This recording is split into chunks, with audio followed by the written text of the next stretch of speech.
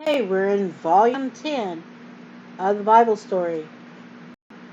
My 70-year-old books that I got, that I inherited. They seemed like they hadn't really been opened in, I'm guessing 50. They may not have been open since they were bought. And I think they're proof sets because they're look like they've just been put together. Uh, just put together. Okay, I'm in part 1, story 12, Dungeon Doors Open. Okay. By this time, the little company of fire-filled men who had who had hurried out of the meeting place on the day of Pentecost had become a host of believers. After the conversion of Saul's persecution stopped for a while, and thousands all over Palestine accept the gospel. The Bible says that at a great number believed and turned to the Lord. But the good times did not last long. King Herod arrested James, the brother of John, and put him to death. Because he saw this pleased the Jewish leaders, he put Peter in prison, intended to kill him after the Passover. Having been told that Peter had escaped from prison once before, Herod gave orders that 4 squads of soldiers should guard him day and night. He would get out. He wouldn't get out this time. Meanwhile, the disciples in Jerusalem, having seen James executed, were greatly worried about their beloved Peter. Would he suffer the same dreadful fate? From early morning until late at night, yes, all through the night they prayed for him. Jesus, oh Jesus, please save Peter, they cried. Don't let them kill our dear Peter. Day after day, night after night, Peter remained in prison, while the church pleaded for his release. But nothing happened. And oh, nothing happened. The last night came, and the night before he was uh, the last night came, the night before he was to die. In the morning would see him executed. Would God deliver him? Chained in the dungeon, Peter think back over his past life, how he first met Jesus in Galilee, how he followed him for more than 3 years, and then in last crisis denied him.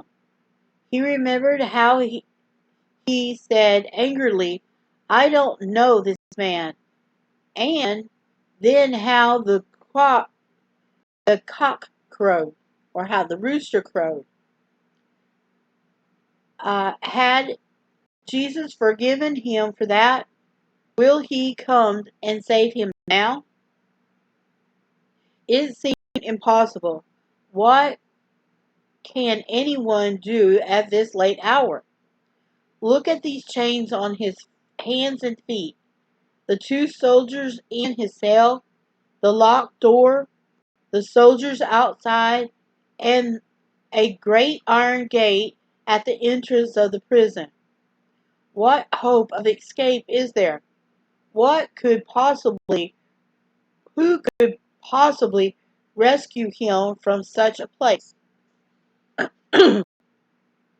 As he as he is dozing, half asleep, when suddenly he felt a blow on his side. He arose, wondering who struck him and why. Now a hand was grasping his and pulling him to his feet. "Get up quickly," whispered a voice. Miraculously, his chains dropped off, clinking loudly on the stone floor. "Dress yourself and put on your sandals," said the stranger. Peter obeyed, dressing as quickly as he can. Then the stranger speaks again. "Wrap your mantle around you and follow me," he said. Suddenly the stranger opened the cell door and opens the cell door and passes through it. Peter follows, wondering whether he is dreaming. Past the first guard they go, past the second, then to the courtyard. All is still, save for a dull snoring of the soldiers who seem to be dead asleep. Ahead looms the iron gates, beyond which is the city and freedom. Can they get through? Does this stranger have a key? And then it has two illustrations. And it's a read them. Both of these have the big giant R on there. Okay, and I'm going to show you both of them first. So this is both of them. Okay, here is, let me get where I can see, is the church praying for Peter to be free.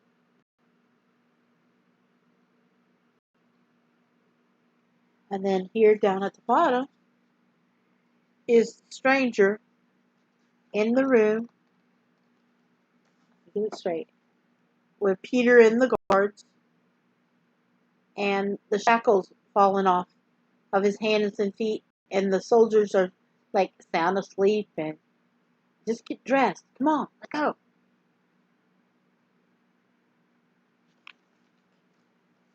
Okay, let's get let's finish the story out. Okay, let me get back to it. Okay, as they approached the gate, to Peter's amazement, it opened as it were on its own accord. Oh, it opened up by itself. Through the gate they go, down the street, down to the end of the street. Peter turns to thank the stranger who had rescued him, but there was no one there. "Now I am sure," he said to himself, "that the Lord has sent his angel and rescued me from the hands of Herod and from all that the Jewish people were expecting." Left to himself, Peter thankfully had his cloak so that he could hide his face from any chance passerby hurries through the darkened city to the house of Mary, the mother of John Mark, where many disciples were gathered in prayer for him. He knocks on the door, and to make sure that people inside were not afraid to open it, he calls out his name. A girl called Rhoda, a girl named Rhoda, comes and opens the door and recognizes Peter's voice. However, just like a girl, she is so happy that she was so happy to think Peter is there that she forgets to let him in and runs back into the room where the prayer meeting is still going on. "Peter is here outside the door," she cries. "I heard his voice." "You are mad," they said to her. "But I heard him," she said. I know it's Peter. Still, they refuse to believe. Meanwhile, Peter is getting impatient. Oh, yeah, he's a hothead. And so, uh, all the stories I've ever heard is he's a hothead. Okay, um, you got a painting here by Paul Reamy, because it's got the big R on it, and it's got the little things of text in it. And it's a 2-pager, and right here at the split of the pages, you have on one side have the girl, and then the other side you have Peter in his cloak. And of course it says 1957. And this is the illustration that's there.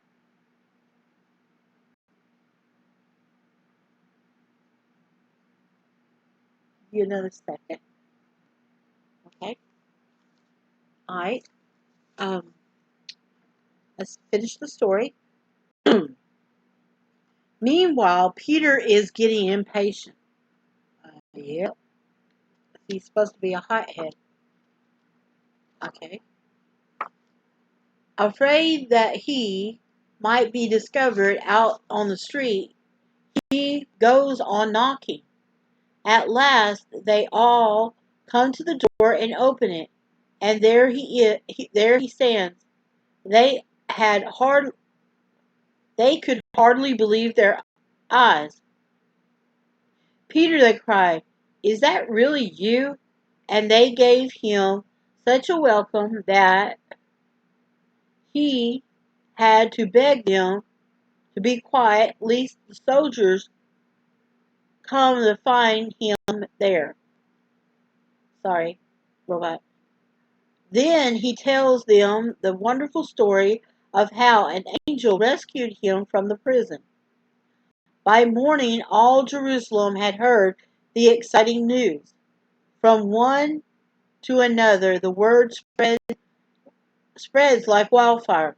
Peter had escaped again. Tongues wagged and people chuckled from one end of the city to the other.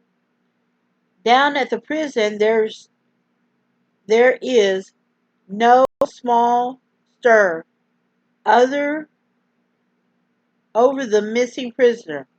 No wonder, with all those soldiers supposed to be guarding him, but nobody saw anything. Nobody heard anything. He just disappeared. Herod was furious, but what could he do but call off the execution? There was no one to execute. As for Peter, a great thankfulness fills his heart. Once more he believed Jesus had rescued him. With new courage and hope, he goes forth to do an even greater work for the King of glory he adores. And then, of course, the Remy again, down at the bottom. And they're all praising. Here's the illustration. They're all praising that he's free. And, congratulating him and all this. Okay, and that is the end of part 1, story